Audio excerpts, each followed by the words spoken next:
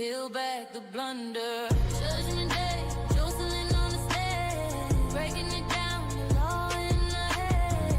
Truth I'm ready, no room to sway. All right, now it's Judgment Day.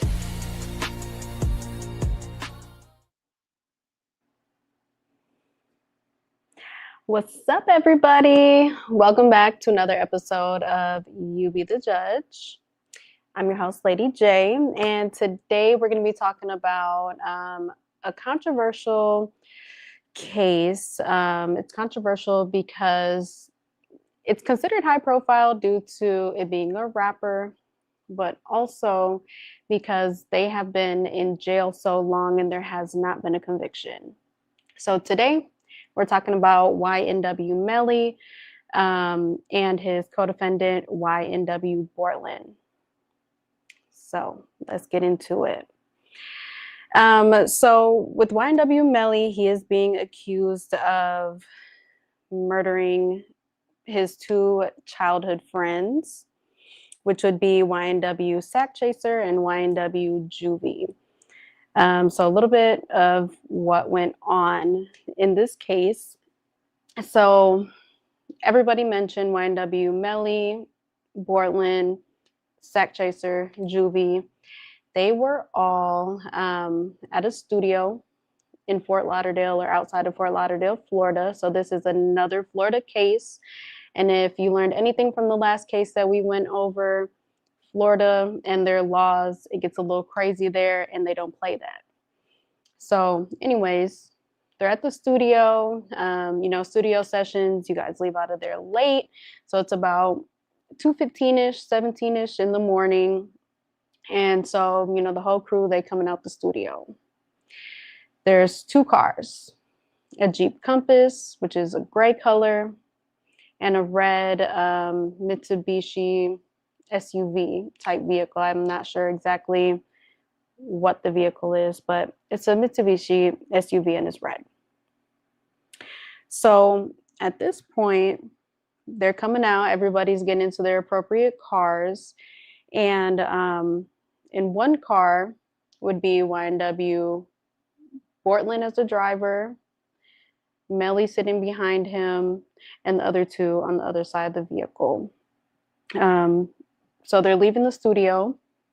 The other vehicle, they make it to their destination, and YNW's vehicle, they don't necessarily make it there.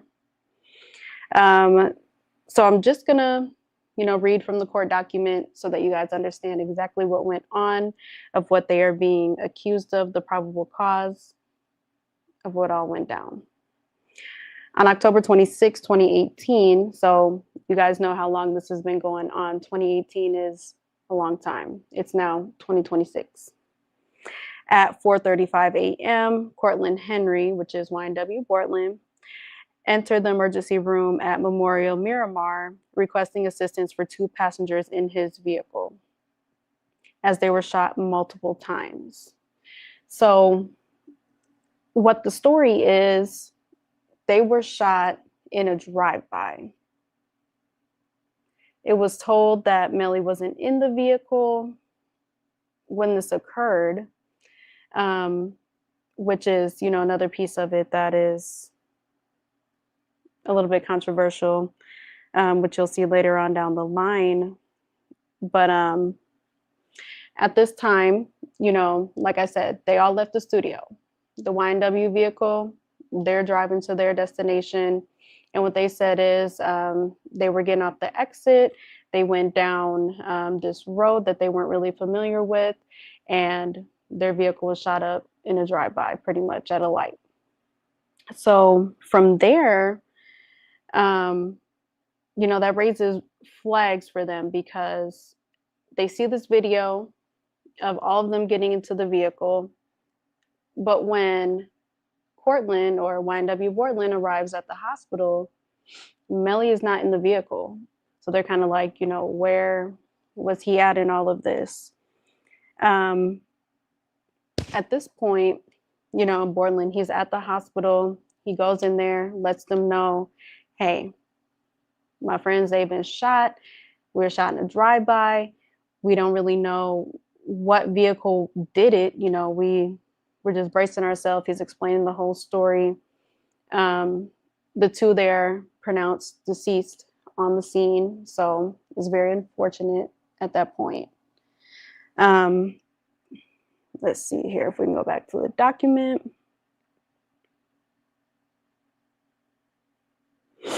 So Officer Amengor, who was working the security detail, exited the hospital and made contact with the vehicle that was stopped in the loading zone. They requested medical staff for removing the two passengers. Both passengers were unresponsive and exhibited multiple gunshot wounds. The vehicle transporting both vehicles also sustained a minimum of 8 projectile entry points on the right side exterior and 1 visible projectile entry point in the rear liftgate. So a shot up on the right side and from the rear. The front passenger, Anthony Williams, sustained gunshot wounds to his torso and head, while the right rear passenger, Christopher Thomas Jr., sustained several gunshots to his back and head. Both passengers on the right side of the vehicle were pronounced dead by medical staff. Henry was questioned, and according to him, he departed a recording studio in Fort Lauderdale with 2 victims in his vehicle. Henry stated he drove on I-595 to I-75 and exited heading west. And then just as he passed Southwest 160th Avenue, a vehicle pulled up next to him and started shooting. Which, you know, at that point, they are asking a lot of questions. Why would somebody be targeting you?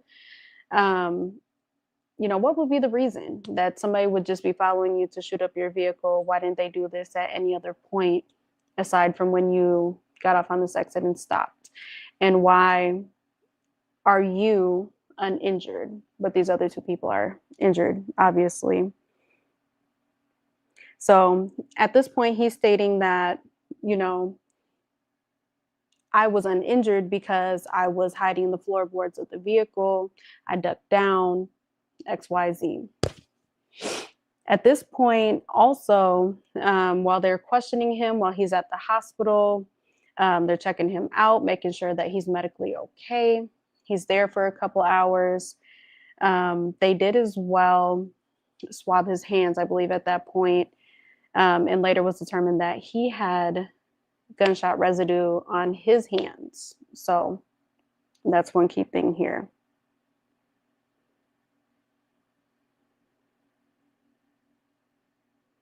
So later on, you know, he's telling the story of how this happened, but a couple things here. When he's telling this story, you know, 1, it's a drive-by. 2, he tells them the location that it happened. And 3, you know, he told who was in the vehicle, which he stated was him and the 2 that are deceased. Later on down the line, when they get to, you know, questioning things, the police get to investigating. Obviously, they go to the crime scene. There's no glass on the ground there. There's no bullet holes. So at that point, they're like, you know, there's nothing here where you told us that this originally happened at. So, you know, they're just kind of like, did a drive-by really happen? Additionally, you know, of course, the police, they seize the vehicle so that they can get any evidence out of there. They can start investigating the vehicle as well. They did go ahead and find some bullets inside the vehicle. Of course, there's glass, blood, all of the things, right? Because obviously 2 people were murdered. So, you know, they're just pretty much wondering, why would there be bullets in the vehicle, or casings rather, if the shooting occurred outside the vehicle. So another thing that the police do, you know, they want to make sure that you were in that area. So they went ahead and checked with the residents. They said they didn't hear any gunshots around the area. And they went ahead and pinged cell phone towers to see who was in that area at the time, because obviously everybody has a cell phone. And it did come up that Melly was actually there in the vehicle as well. Like his phone tracked the entire time that they were in this vehicle, up until a little bit before Bortland arrived at the hospital. So that's another thing that's controversial in this case, that Melly stated, well, it was told that Melly wasn't in the car prior, because they did question the other set of people that had left, and they did confirm that they pulled up to their location. They pulled up to the house that they were staying in, and they have a gated entry, so they had to check in with like security and stuff. They did confirm that they actually made it there. So, doesn't show that they were a part of this.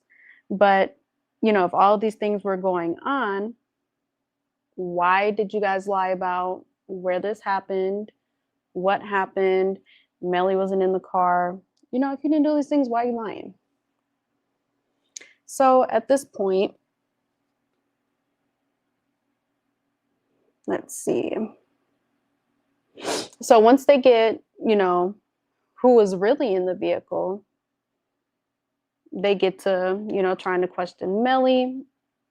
He's given his answers and his runaround, and he was a part of a drive-by. They're pulling phone records, all the things, because of course they have to investigate it. So Melly at some point left the vehicle before going to the hospital.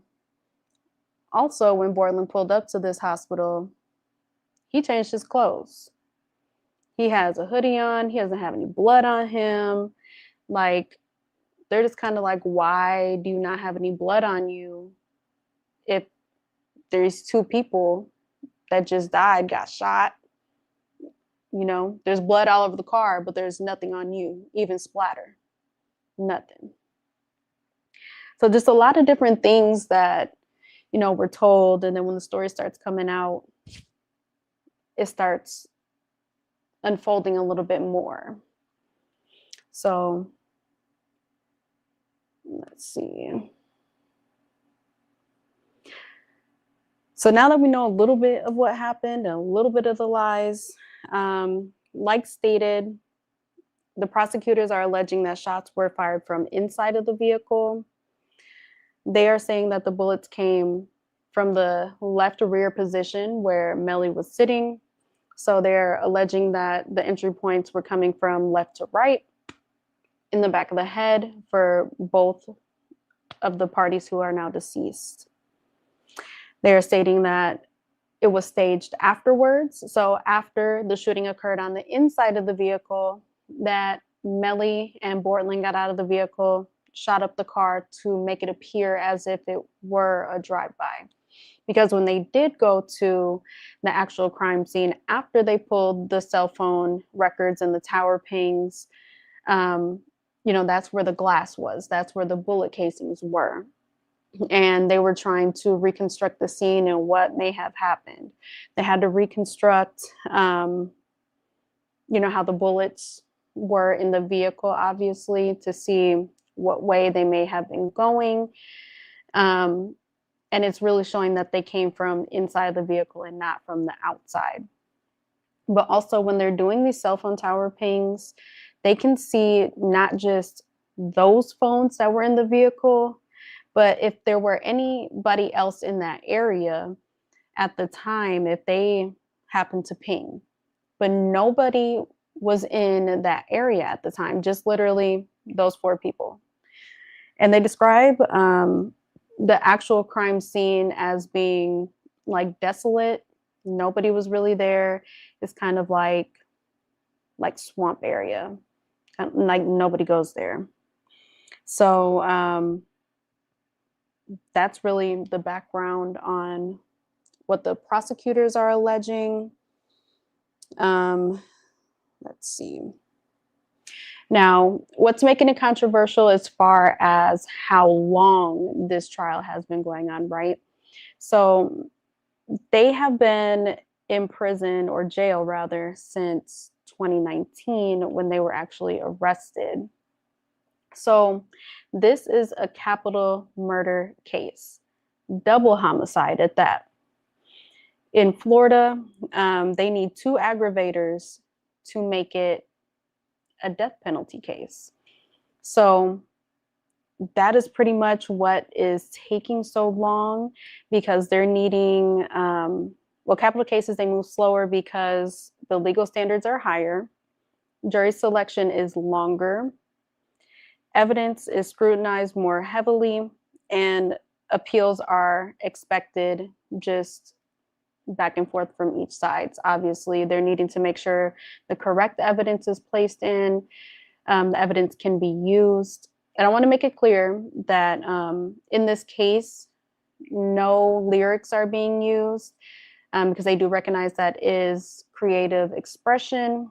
I know when I was watching the videos, the prosecutor for the state, they did state they will not be using any of the lyrics, because he does have a controversial song called Murder on My Mind, which, you know, that kind of brought up red flags for them.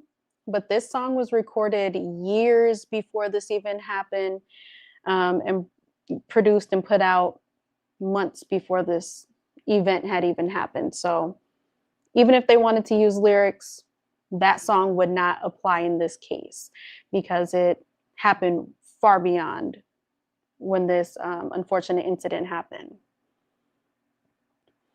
Another reason why this case has gone on for so long is because of the complex forensics. Like I mentioned, the bullet trajectory analysis, where they're having to go into the vehicle and see which ways the bullets were coming from. You know, bullets have entry points, exit points. So it's kind of the same thing when they're looking at it in the vehicle. So just like when they do the autopsy, they see where was the entry point, where is the exit point. They're doing that same thing in the vehicle to make sure they're getting, you know, their analysis is correct. They're having to reconstruct the crime scene. And like I said, had to get that cell phone data. So they had to get proper warrants and things for that. And like I mentioned, certain evidence, is it admissible? That's a lot of the reason why it's taken so long, because the prosecution team, they have to prove, you know, without a doubt that Melly did this. So when they're presenting their evidences, it has to be on the facts. They can't do it off of emotions. They can't do it off of hearsay. They literally have to prove this man did it. So, you know, his first trial ended up in a mistrial due to a hung jury, which a hung jury is, they could not unanimously decide that this man was guilty of this.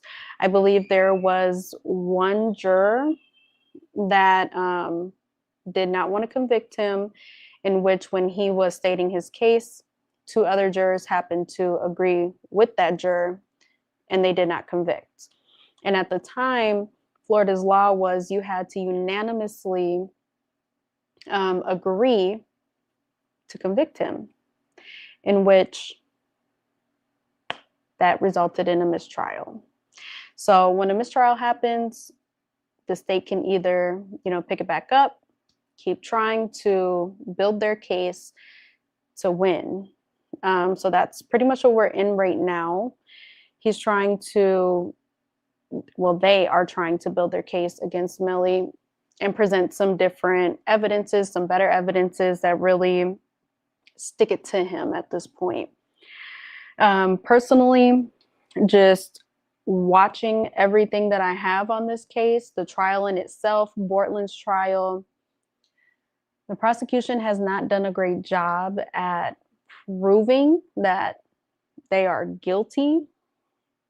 There's a lot of things that they did not get up front, a lot of different warrants. They don't have a motive.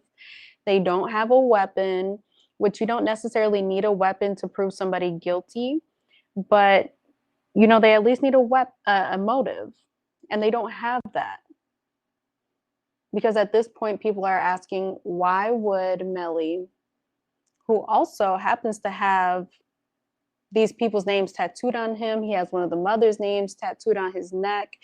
So if you see him in court, most times he's wearing a turtleneck, which was advised for him to do, so it's not really brought to the light, questioned, so that he can cover up the mother's name and one of the guys' names on the other side. And like I said, they're childhood friends. So what would be the motive to kill your childhood friends?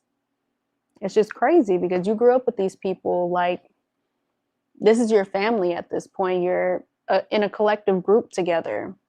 So it's not really adding up for a motive, and they don't have one.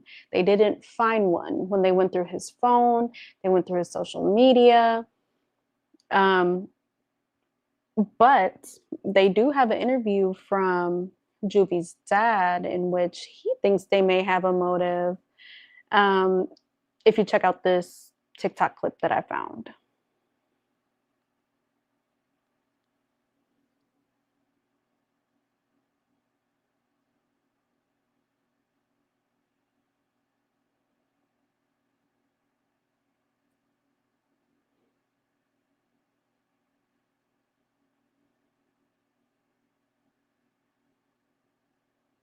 From the very beginning that Melly was responsible for your son's death and the death of Anthony?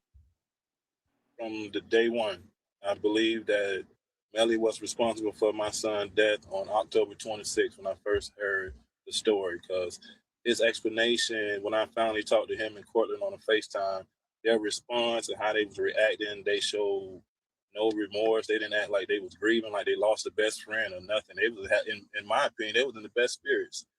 They never came to town, never came to my son's funeral, never came to Sack's funeral.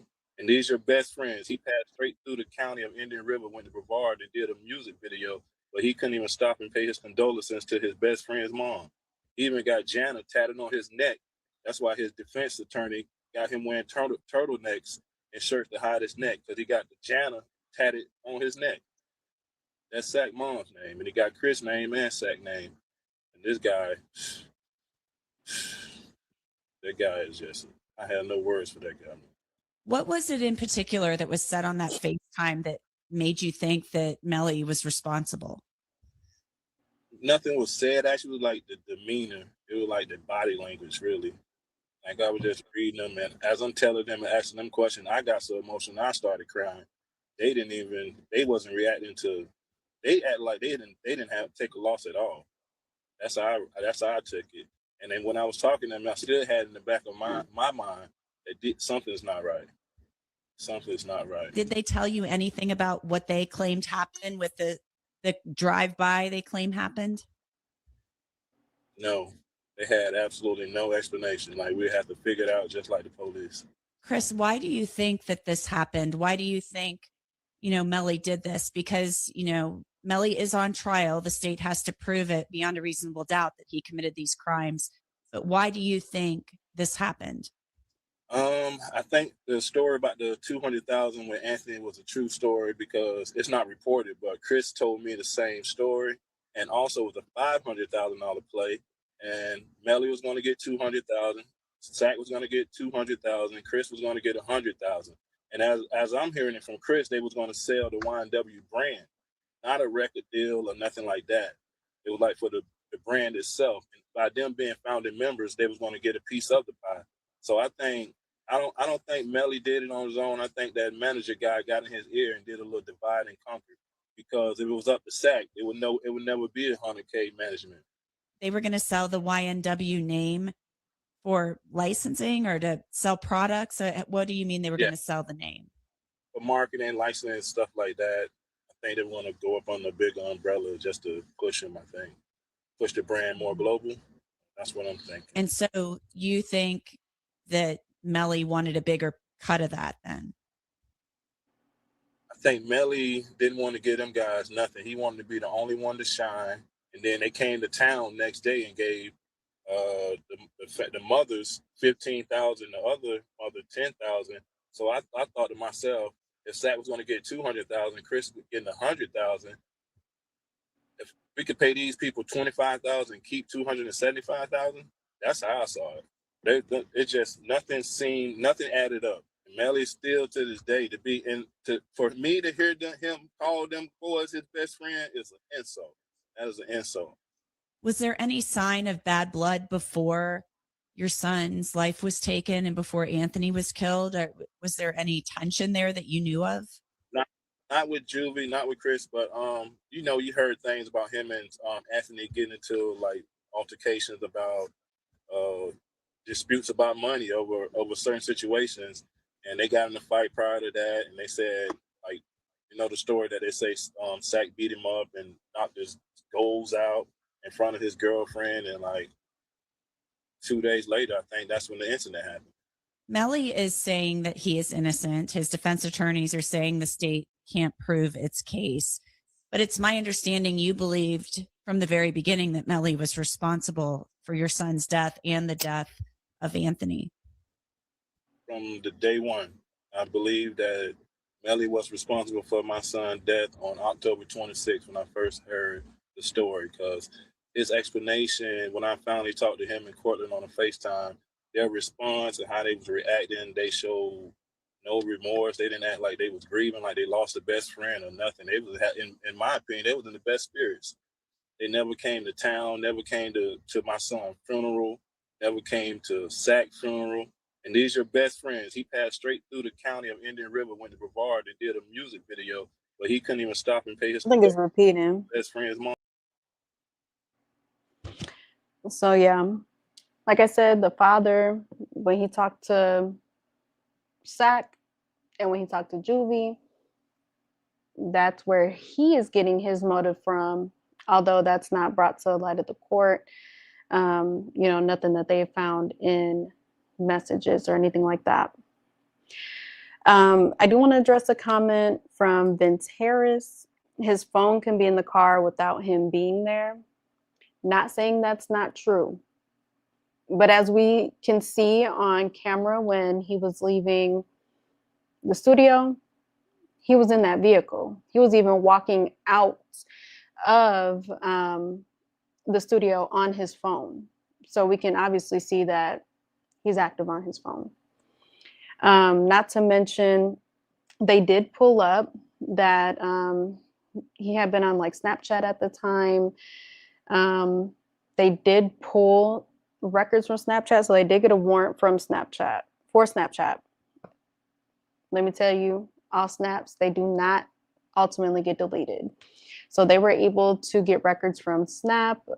He was snapping his girlfriend, snapping some other people after the fact of what happened. Because one of the things that came up in court was somebody asked him, was he okay? And he said, I did that, which is very vague. You can't really put those words to something because you did what? You didn't outright say, you know, I murdered somebody. So that's something else that the prosecution is trying to use against Melly. But like I said, Melly was in the vehicle, as we see on video, while they were driving from the studio and around the area of where they did this drive-by. And then they even drove around for, I believe, like 15 to 20 more minutes after that, before heading in the direction of the hospital. And minutes before Bortland showed up at the hospital, the phone went wherever Melly had went. So the phone was no longer with the vehicle. The phone never popped up at the hospital. So if the phone was just in the vehicle and Melly wasn't there, why did it not go to the hospital too?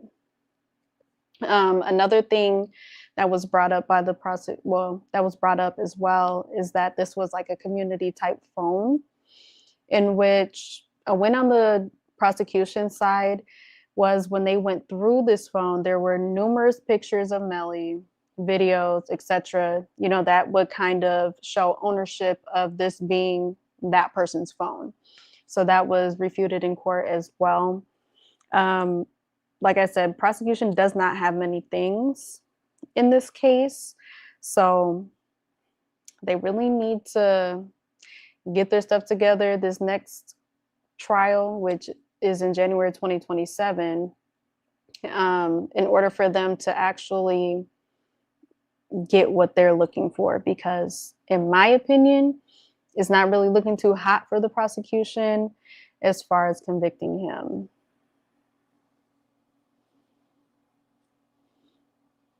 What's the word, Neves? Like, subscribe, comment. Thank you for your support. I appreciate it. And again, shout out to Steph, since he's the one that had me look up this case. I've heard about YNW Melly, but I don't listen to him personally. I don't listen to none of them.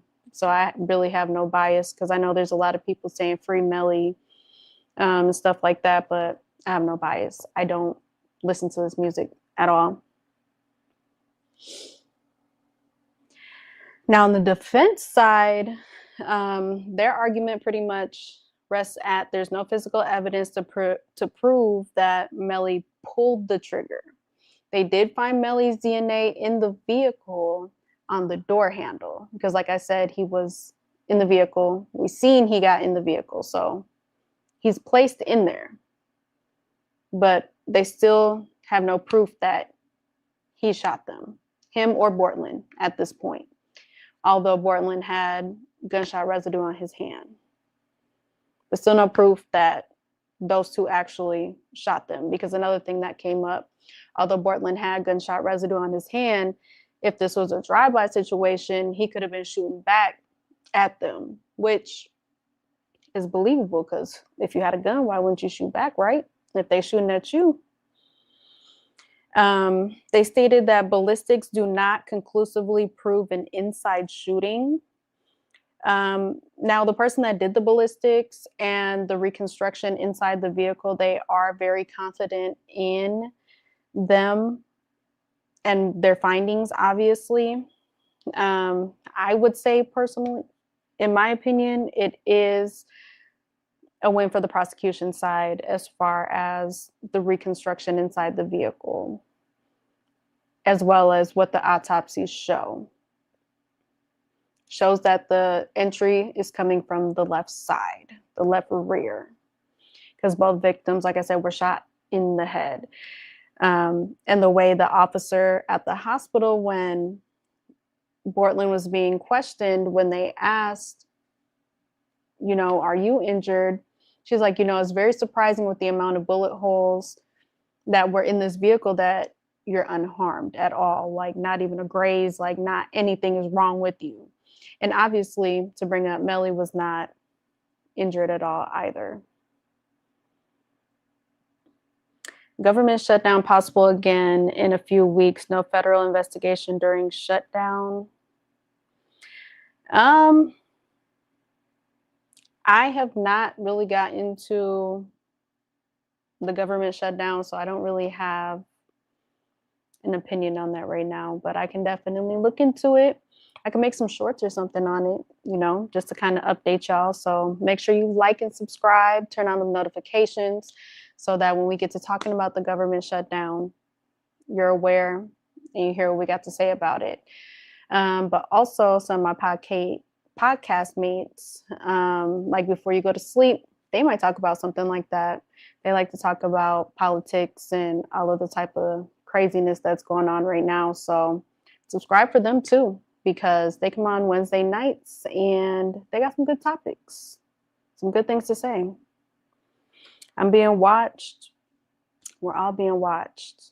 I mean, as long as you're not doing nothing wrong, you're not out here breaking the law, what can you do? We're all being watched. I'm not really worried about it. But as long as you're watching this podcast, now I'm worried about that. So like and subscribe. So back to the defense. Like I said, they're trying to really push on this drive-by explanation. The defense, when I watched the videos over the trial, they have really won a lot of the motions to suppress evidence, because one, prosecution did not go about it the correct way. Prosecution, they did not really get as many warrants as they probably should have to get information that they needed, like the weapon. They didn't go searching the house that the other vehicle was in to see if anything was there. They didn't, go search where Melly lived, anything like that. So a lot of the key things, they just kind of fumbled, which is really hurting them at this point. The prosecution's witnesses are unreliable or inconsistent. They do not have many witnesses, if any at all. They have had like the parents of the decedents come up to talk about their children, the relationship that they had with Melly and things like that, in which that draws kind of an emotional response on the jury. So the prosecution is kind of relying on that as well. But again, they don't have a motive. They don't know why this would have happened, XYZ. But the other witnesses, like they tried to get Melly's ex-girlfriend to come up there. They couldn't get her, she's accusing them of intimidating her mother. So witness-wise, it's not looking good for them. And then they cannot use any rap lyrics, which they're aware of because it's artistic expression and it does not constitute a confession. There are no confessions. There are no witnesses to say that they did this. Although they wanted the ex-girlfriend to come up there because there was a FaceTime call after this incident happened where allegedly they are saying that Melly told them, hey, we're in a drive-by shooting, XYZ. And, they're asking him, say, okay.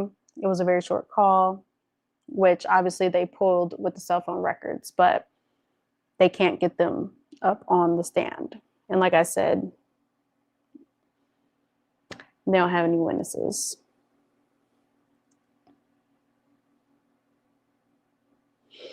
Sideline Stories, what's up? Like and subscribe for them as well because they definitely give you the parlays. They'll let you know about all the sports.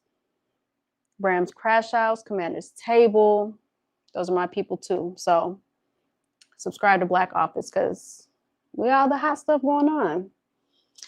But yeah, I can agree they don't have enough on him. And I can agree that's why they're still holding them, because prosecution is trying to find anything to sway the jury.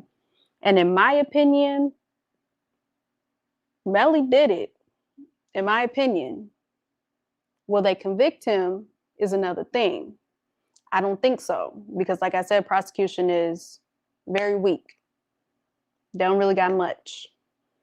And they're going to have to take the L at the end of the day. When you don't do your job to the fullest extent, you got to take your L. You can't keep holding somebody because by the Constitution, you have a right to a speedy trial.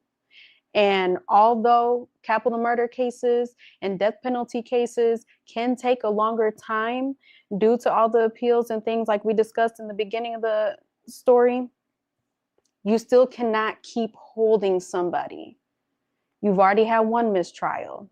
But now at this point with this second trial, because DeSantis has changed the law from unanimous to 8 of 12 jurors have to convict for you to be placed guilty.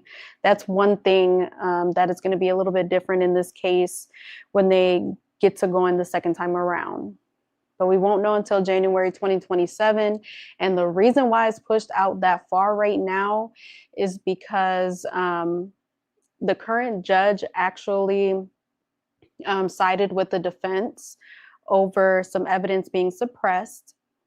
Obviously, the state appealed it and it has to go to a higher court. So it's going to the Court of Appeals. They have not reviewed it right now. So they're really waiting on that to come back from the Court of Appeals to see if they can use whatever this evidence was. But at this point, they can't use it, waiting for it to come back, delaying the trial. And it's a mess because it's going to be about like 7-8 years that he's been in here at this point. I don't know if he did it or not. I just know they've been holding him too long and keep pushing shit out too far. Now, I'm not saying that I know he did it But in my opinion, from the court cases, the evidences, the analysis that I've seen on this case, because I've been researching this for about 3 weeks now, literally been watching videos like literally half the day on this sometimes. And in my opinion, I think he did that. But he just might happen to get away with it because they don't have evidence. They didn't do their job. They did not do their job. But he has been in there a long time. And for them to have a mistrial, if they go to court again and the juries cannot decide again and it ends up in a mistrial again, at that point, it will be up to the judge to let Melly out, because you cannot keep this person in jail because this is violating their constitutional right to a speedy trial. So they would then have to, you obviously can't convict him. We've had 2 mistrials at this point. You don't have the evidence. You've had more than enough time to get y'all shit together and find some stuff and make sure the evidence is proper. They've even had one state prosecutor actually dismissed from the trial just because of them trying to hold this up and them not putting in the proper evidence and not informing the other side of the evidence they're trying to bring to light, because they do have to discuss the evidences being brought in. But sideline stories, I'm not going to say he should have been out, because when I've looked up the law over this, and I know I've said this before, like, dang, he was in there for a long time. But this was a capital offense and also facing the death penalty because of the aggravators. He allegedly killed multiple people in a cruel and premeditated manner. Those are the 2 aggravators they needed to make it the death penalty. But with capital cases, you more than likely are not getting bond, and you as well are going to be in there a minute because of all the evidences that they have to do. Especially in this case, they had to reconstruct the crime scene. They had to reconstruct the bullet holes, their entry points, and things like that. So yes, capital cases, they can take 3 years on the low end, but as long as 7 years. So it's kind of within that range. But like I said, the prosecution, they really are messing up. They don't have much to hold on to for a conviction because they can't prove that he pulled the trigger. And plus, it's in Florida. Whole nother headache. Another Florida case. So hopefully this time around, we'll have a better answer, because he's been in there for a long time. And that brings me over to Bortland, because he actually took a plea deal on the case because he was facing the 2 counts of the capital murder with a firearm, 2 cases of accessory after the fact, and then also some witness tampering charges that he had as well. So he actually got a plea deal. Melly has not gotten a plea deal. And with Bortland's plea deal, he actually just took it not too long ago, but they gave him 10 years. They dropped the murder charges, and they're giving him credit for time served. So he should be able to get out within the next 1 to 2 years and do 6 years of probation and restitution. Angle in this seat. You have the projectile coming in, exiting through the top of the skull, and then continuing through the windshield. You said windshield. Or, sorry, the window. Can you say that it was at the top of the window, or the bottom of the window, the middle of the window?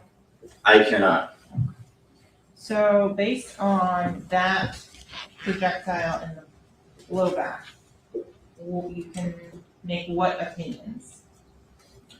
So based on the angle of this this projectile, the blowback is indicative of a firearm being in close vicinity of the head.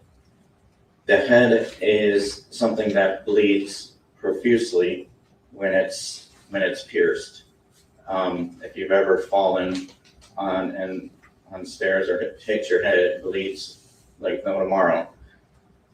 And because the projectile entered in right below the skull, the blowback ended up coming in the direction of, as I was speaking earlier about the hose, in the direction that it came from.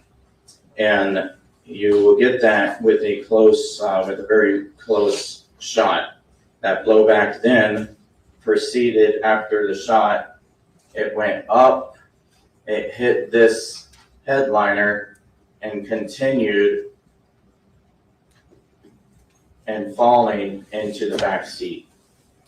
And so I want to go to some of the other photos. There's a yellow jacket that's found in the very back of the vehicle.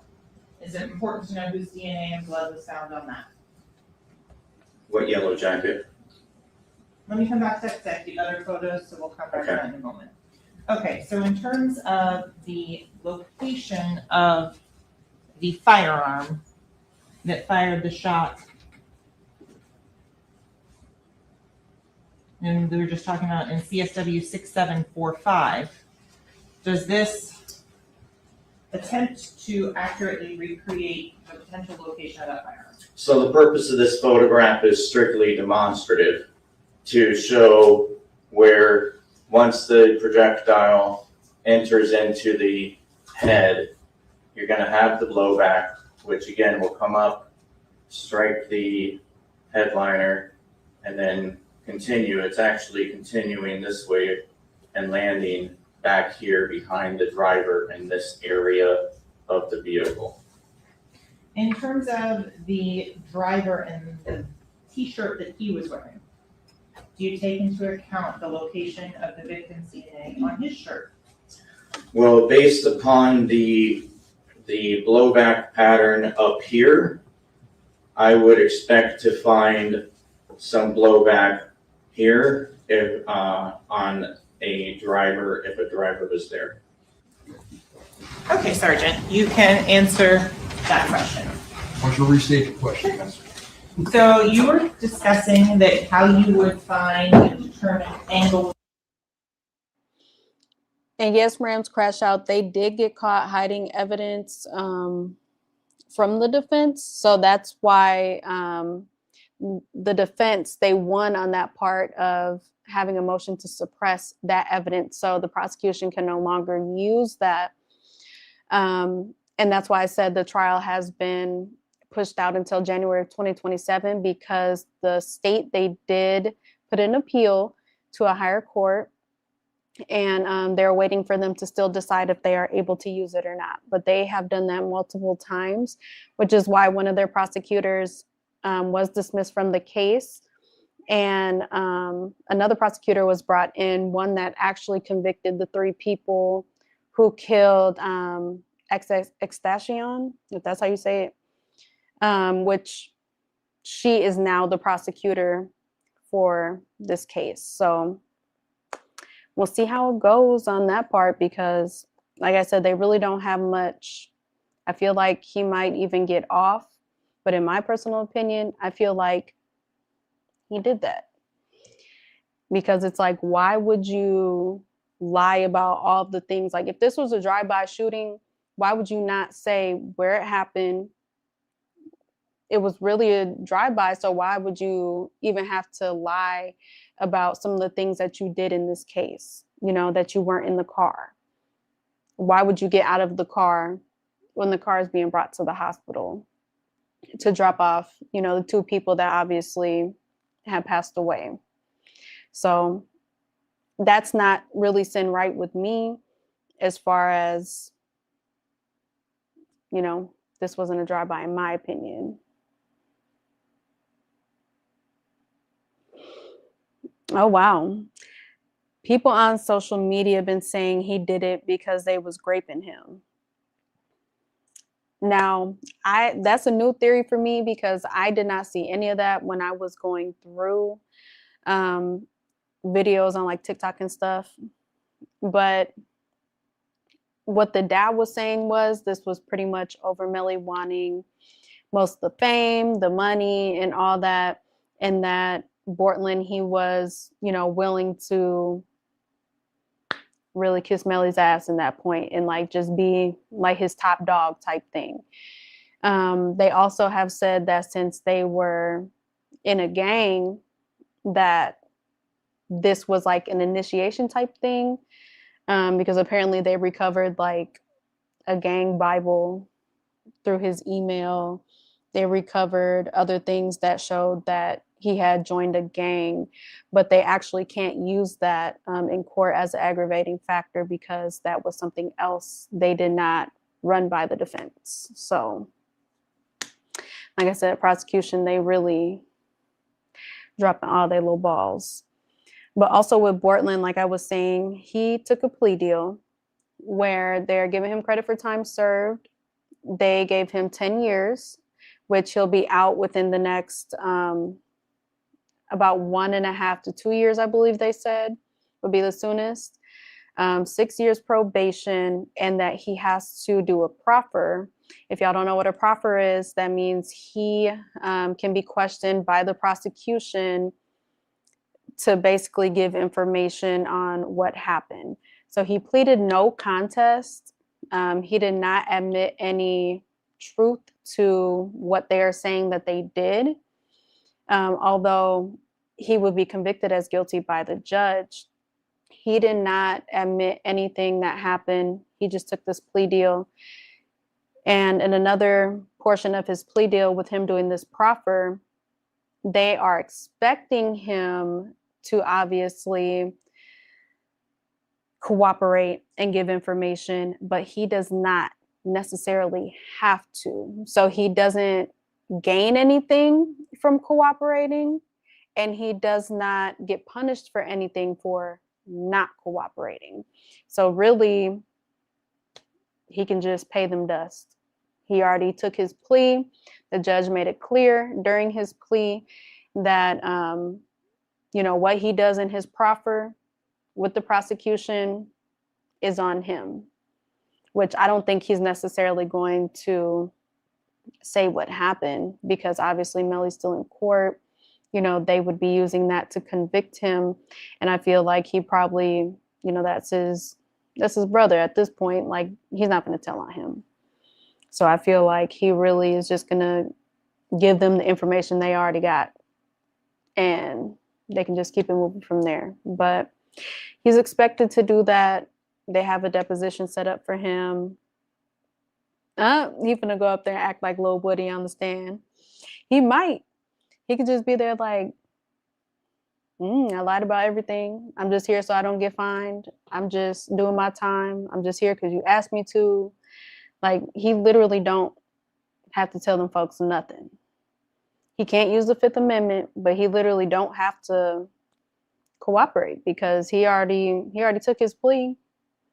He already about to be out. So another thing they were saying was, you know, he probably spoke to Melly before even taking this plea, because he took this plea deal the day before trial was going to start for him, which he would have been facing like 3 life counts, a 75-year count. It was crazy when the judge was telling him all the stuff that he was facing. Like, literally, he wouldn't have got out if they were to convict him. But I still don't feel like they would have been able to convict him if they're using the same evidences in Melly's case, in Bortland's case, because they don't hardly have anything. Obviously, we know he's the driver, but you can't say that he was the shooter. He tried to render aid because he brought them to the hospital. You know what? What more can you do from there? But Yeah, it's crazy, but I'm predicting that it will either be a mistrial or they can't convict him because they just don't really have anything strong. Like everything is really circumstantial. They don't have anything concrete, and they can't use the DNA from the door to say that Melly shot them because they have no gun. Don't have none of that. So it was definitely interesting to go through this case and see all the ways that, you know, prosecution can really F up their case, because you need to do your job right the first time and throughout, because if you're trying to win something, why are you not doing it the proper protocols? Because not all judges are going to side with you just because you're with the state. So I feel like the families on this, they're really going to be upset at the end of it, because I feel like Melly going to be getting out. Or they're going to try to pin something on him because they're already trying to say that he was witness tampering as well.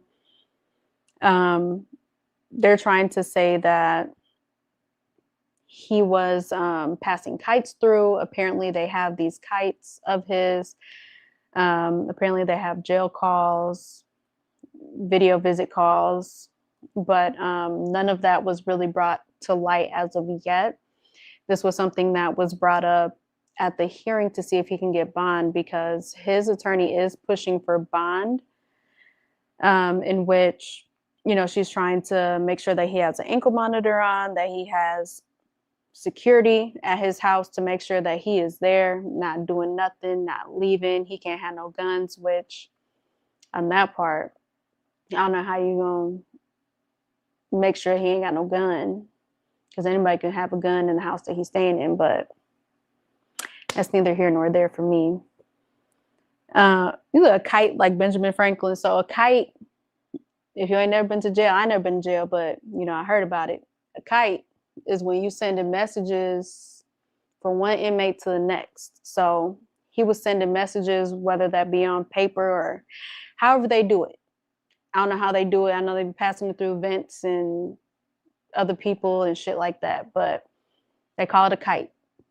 And they send it through for communication so they can conspire and give information. Can he sue for monetary compensation if it's another mistrial for wasting his time? I don't necessarily think that he can sue for them wasting his time, because, again, this is a capital case and it can take this long. So I don't think it's something that he can sue for. Now, it's not like a wrongful conviction where later he was found to be not guilty. Like, you know, people go to jail for something they are accused of and they didn't actually do. Those people can sue. But I don't think that he can necessarily sue for being in there because, you know, first time mistrial. Now they're hoping it goes in their way because the state of Florida changed their law. So they're hoping that these jurors will be on their side with the evidences that they're going to be bringing up. But it is a waste of time. It's unfortunate. It's annoying, I'm sure, for him. And they're really trying to scrutinize him in any sort of way. Like, they're literally watching his movements in the court. Because if you were to watch the court show, or, you know, the trial itself, he's in there. You can see him praying. You can see him. He's like going like that. And apparently it said that he's kissing his angels. They're getting mad because he in there laughing at stuff like with his attorney. But people don't understand that even though this is a trial and yeah, everybody's looking at you, even the jury trying to see how you react, like, this is still a human at the end of the day. He has been in there so long, you know, he probably is like numb to this whole situation in a way. So I feel like that part is kind of lame, because it's like, is he not supposed to laugh? Is he not supposed to have human emotions? Some days he might be in there pissed off. Some days he might be real cool with his lawyer. Like, you know, I guess he needs some joy too at the end of the day. but people are really trying to scrutinize him in any sort of way. Although I think he did it, but if he get off, then it's the F up on the prosecutor's part, and kudos to his lawyer, because his lawyer, he had a black man, I can't remember his name, but apparently he was Boosie's lawyer when Boosie was on death row, my bad. So that lawyer, he was actually a good lawyer. You know, he was checking them up front like, no, we're not doing that. And then he has a woman lawyer now, so she really getting on to them too, and she really advocating for him to be out at least on bond until he can go back. You know, she said that he's not a flight risk because he doesn't have a passport. He don't even have he doesn't even have a driver's license. So she's like, he's not a flight risk. I have all this extra security in place. She's like, you know, he's obviously been to court every single day. He turned himself in. If he was a risk, why did he turn himself in? He could have ran, but didn't, you know? So, right, he better get Brian Steele, because he definitely be killing them cases. He be getting them done. There's definitely some real hard attorneys out there, and they will advocate to the end, because if you can prove your case, that's what it is at the end of the day. Like, that's all court is. Y'all got y'all side, and y'all got to prove I'm guilty. I don't have to prove I'm innocent. You have to prove that I'm guilty. But my lawyers are supposed to rebuttal based on what you bringing up. So, yeah, I feel like Brian Steele would be a good one to be on his side as well. I'm publishing now, Pembroke West entrance.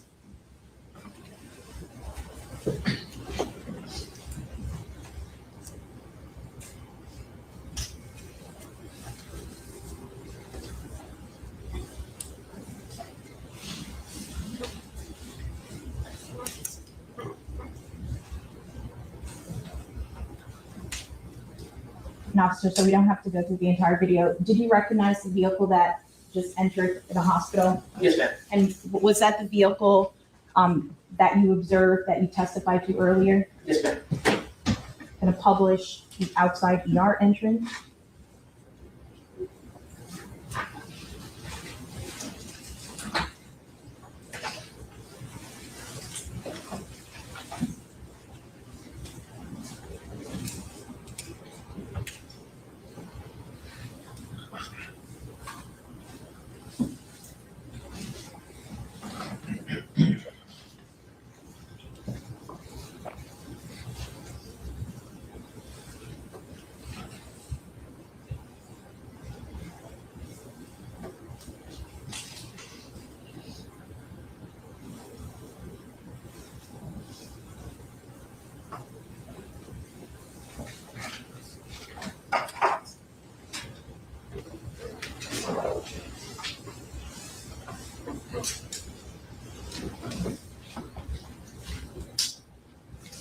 What are we seeing on the screen right now?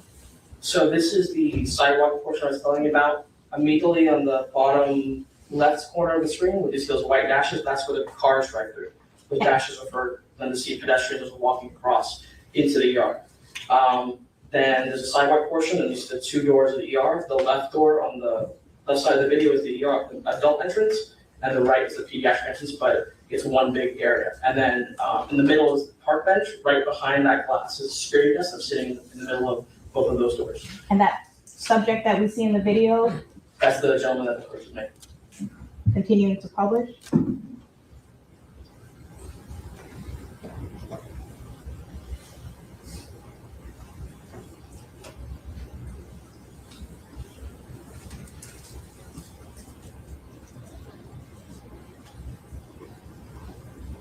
I'm going to pause the video at 4:36 and 11 seconds. We see a second individual in the video frame. Can you recognize that person? Yeah, that's me. Publishing, continue.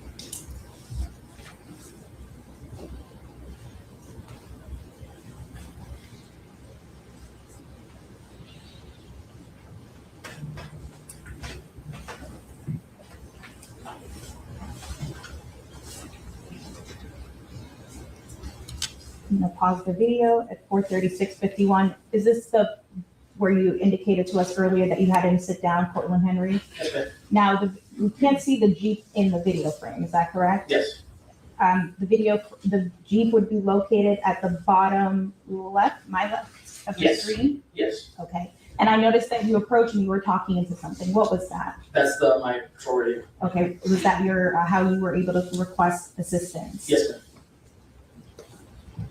Continuing to publish. That's me telling security guard I need medical staff.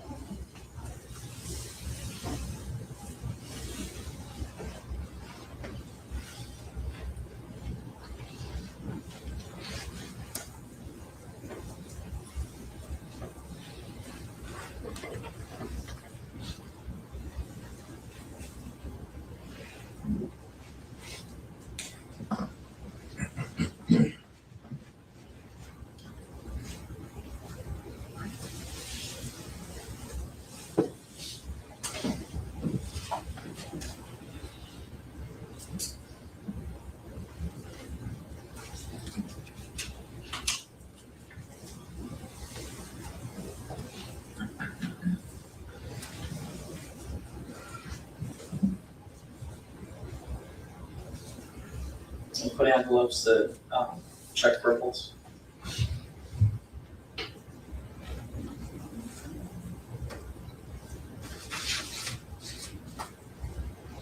I like making my podcast. I don't like.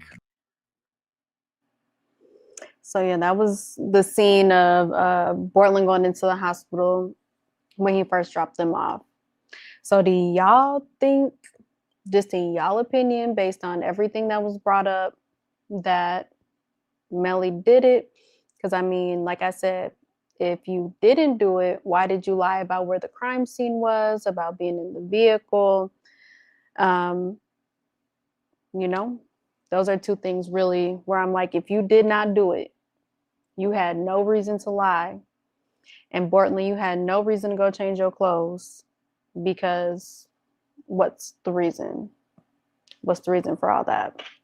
But I mean, I guess the positive on Melly's side is he turned himself in, and the prosecution, they don't really got much on him. So he may just make it out. And it's unfortunate that 4 families is losing out at this point.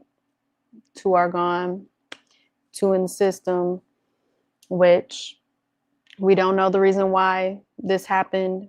We don't know if it's a drive-by, which again, I don't think it was, but he was in shock and his bro didn't want to be dirty. Free Melly. You was in shock. You was in shock and you didn't want to be dirty. Like at that point, the whole vehicle is dirty. Like the whole vehicle is covered in blood. So it would have made literally no difference for you to be clean or dirty going up in there. If you were in shock, you're going straight to the hospital. You're not going in circles, as it shows, like from when they pulled all the cell phones and the towers that they were pinging to. It showed that they literally were driving around and then decided to go to the hospital. So cell phone records is something crazy, because they will ping to them towers and they can show you where your vehicle was or where you were heading.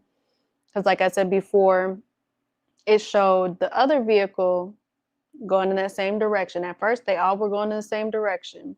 And then the YNW car, they went a whole different way. And then all of a sudden, before getting to the hospital, Melly exited the vehicle. Where he went, I don't know. They say that he went with Frito Bang, I want to say. I've seen the moon cover the sun, so I don't know if it was a drive-by or not, for real, for real. Like I said, we don't have concrete evidence on which one was the shooter. But as far as like, I haven't really heard of crime scene investigators really getting too much wrong as far as when they do, you know, like where the gunshots are coming from, things like that. And then as far as autopsies, when obviously the autopsy is showing that this was close range that they got shot at.